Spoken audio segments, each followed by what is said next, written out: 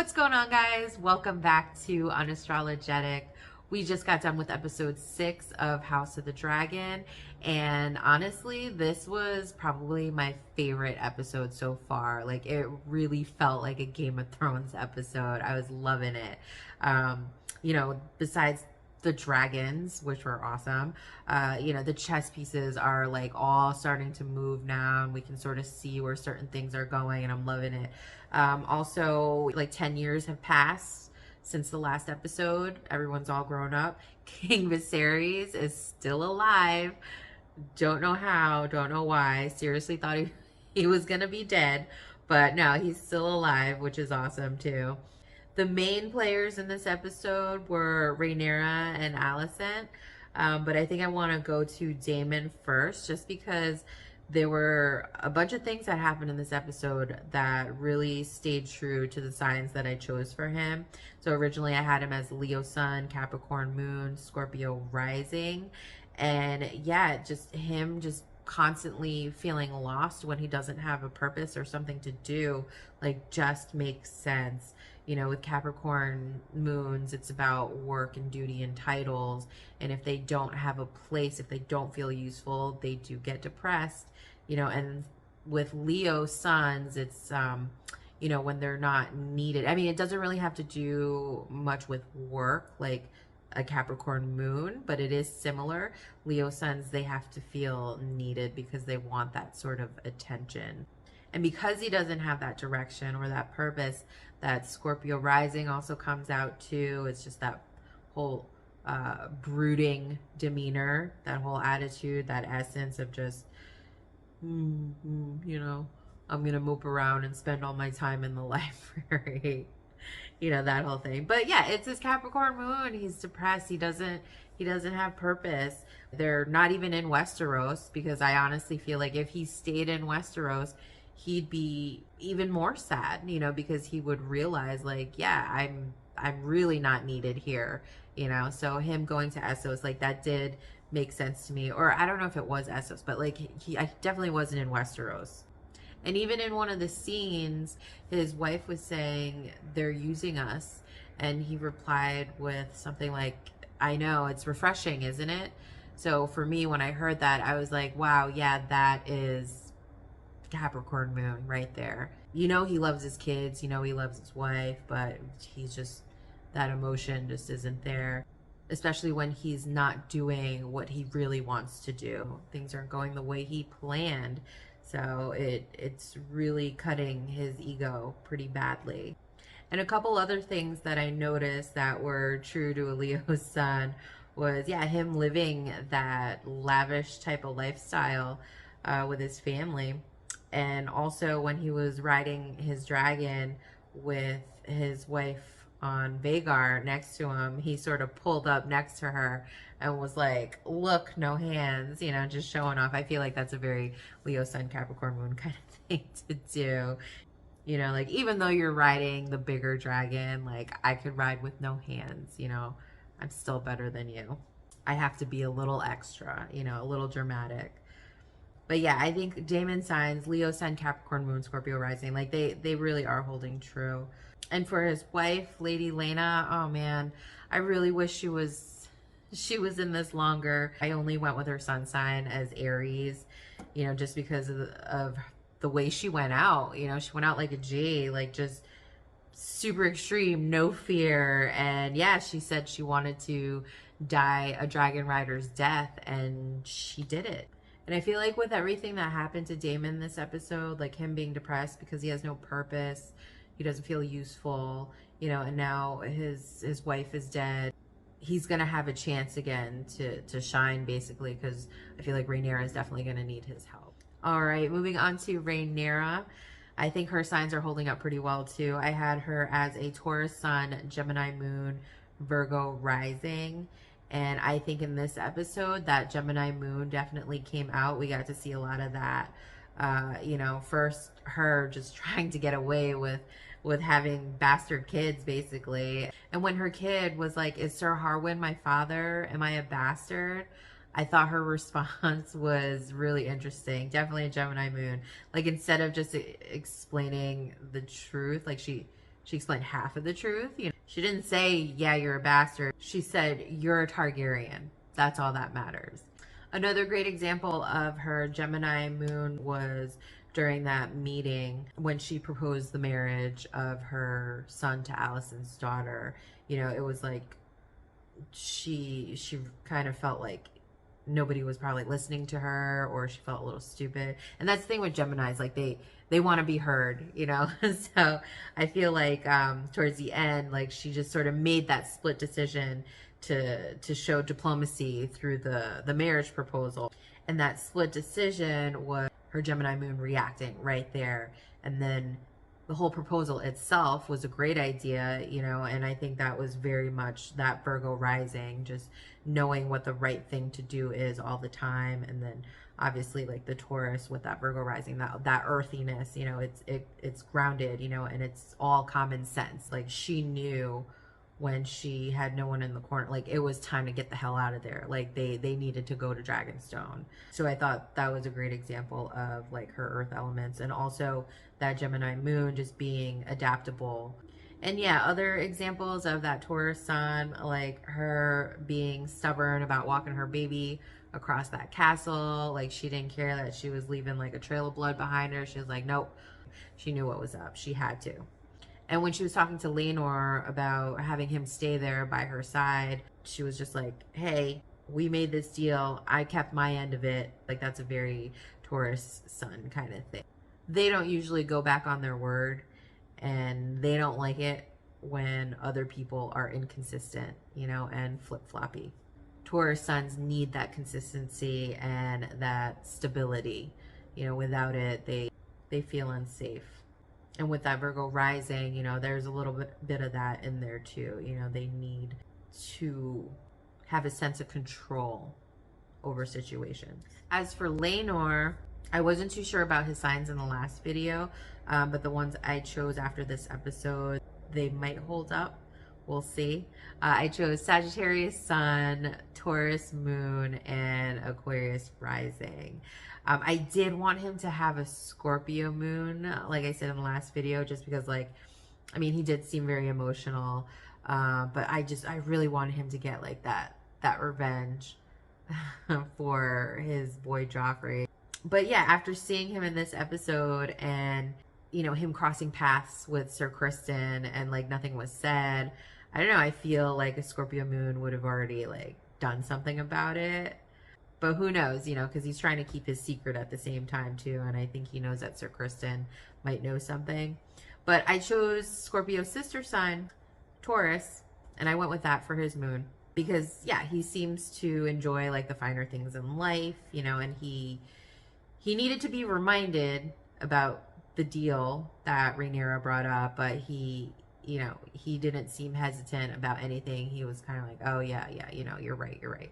So, you know, he is keeping his word. He is staying loyal.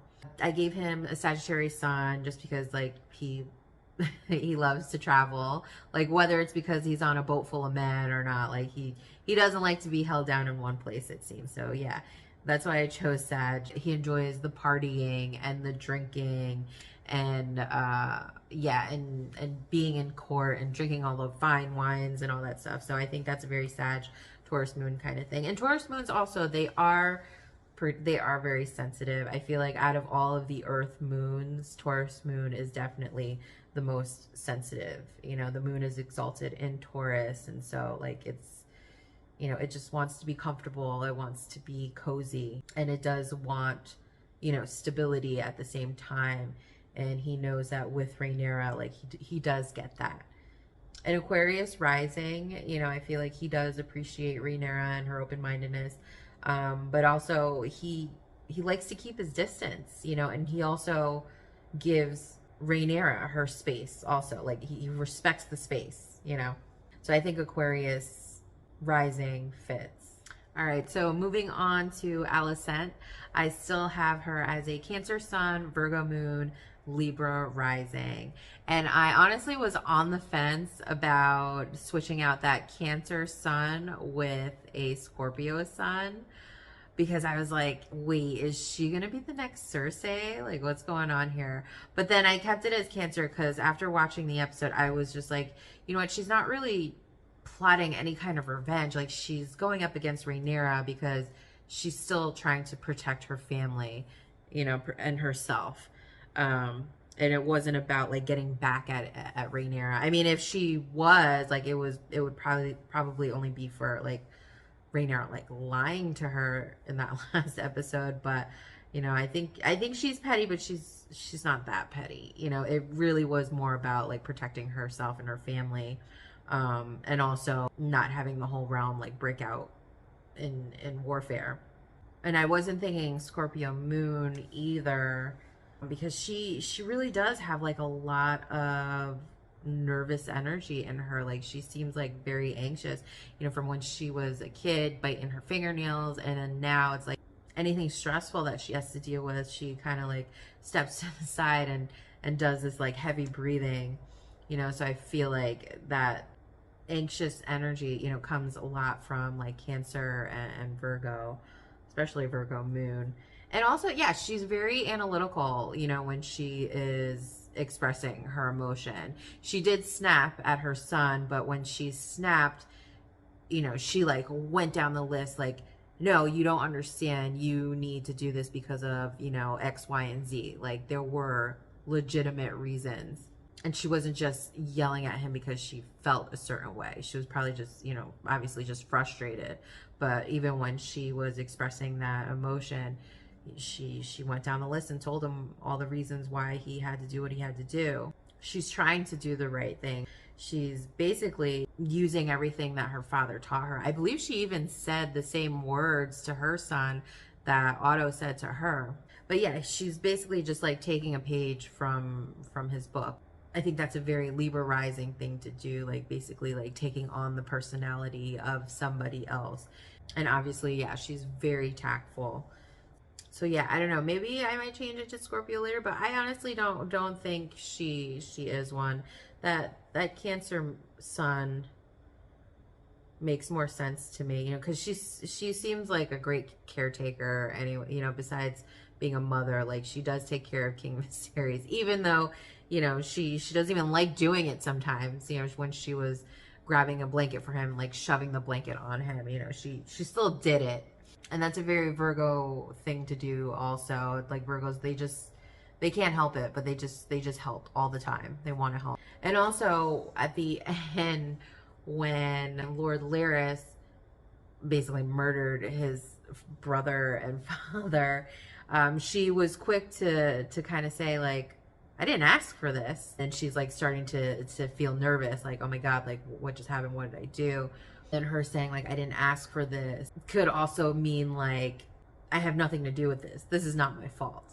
And that can be Cancerian and Libran type of energy. You know, it's just like not wanting to take the blame and not wanting to upset anyone. And also, yeah, not wanting to upset anyone. I mean, that's a very Virgo moon type of thing to do, but more Libra than Virgo. And yeah, that Lord Larys guy, wow. Like, I really didn't know. I mean, I knew Gemini off the bat from the previous episode, just because he was just gossiping. Like, he just had all the tea and he was ready and willing to spill it.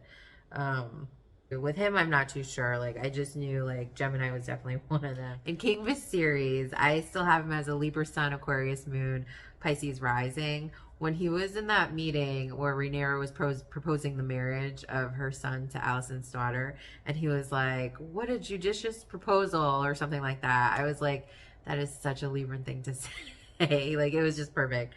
And the fact that he refuses to acknowledge that Rhaenyra's kids are bastards with all that black hair, you know, like it's in plain sight, and he still doesn't want to like ruffle any feathers, you know. He just accepts it, and like it is what it is, you know. And he still loves them, you know. He still loves his grandkids, and he's just such a nice guy. And it's funny because in the first episode I was like, man, this guy sucks. Like, he's a weak king, you know, nobody respects him. Like, when is this guy gonna actually die? Compared to now, after all these episodes, like, I actually have a lot of respect for King Viserys, not just because he's he's fair and he's kind, and you know, he wants to see his daughter on the throne, but also for the fact that he acknowledges that, you know, he wasn't the greatest king. You know, he sort of had that moment in that last episode where he was like questioning everything that he's done in his life as a king. You know, am I a good king? You know, am I going to be remembered in history? Even though he's not like the best person to be king, like he's still a great person, and he just wants everybody to get along. Okay, and finally, Sir Criston Cole. Like, I really liked this guy, and now I hate him, but you know, that's Game of Thrones. I love it. So originally I had him as a Sagittarius sun, Cancer moon, and Virgo rising, but I switched out the Virgo rising to Scorpio because this guy is just super petty, and he's like holding on to that grudge against Rhaenyra. Like, I don't know if other stuff has happened in between, but it seems like he's just like this because he got his feelings hurt by Rhaenyra, right? And he serves loyally, you know, but that Sag sun, you know, it's mutable. Like, he's adaptable. He can like flip-flop if he wants to, but whoever he's serving, he is going to serve loyally. And the way he got Sir Harwin to lash out in public, you know, that was definitely part of his plan. You know, he played puppet master on that situation, and he got what he wanted out of it.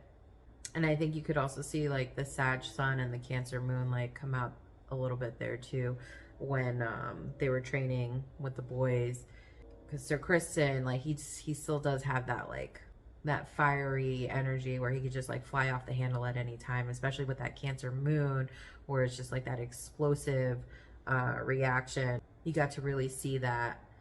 And yeah, when Alicent and him were walking and talking about Rhaenyra, and he sort of just like blurted out those things about her, and then ultimately just called her a cunt in the end. I felt like that was a very Sagittarius Cancer kind of thing. He just seems like he's hurt, you know. It's like, yo, who hurt you? You know, it was Rhaenyra, and he's just been mad about it ever since. So I was looking for someone to have Scorpio in them, and I think it is Sir Criston. So what do you guys think? Are my signs going to hold up? Would you choose different signs for these characters? Let me know. And also, are you Team Rhaenyra or Team Alicent? I'm definitely Team Rhaenyra. I'm honestly, like, rooting for Rhaenyra and Daemon. They need to team up.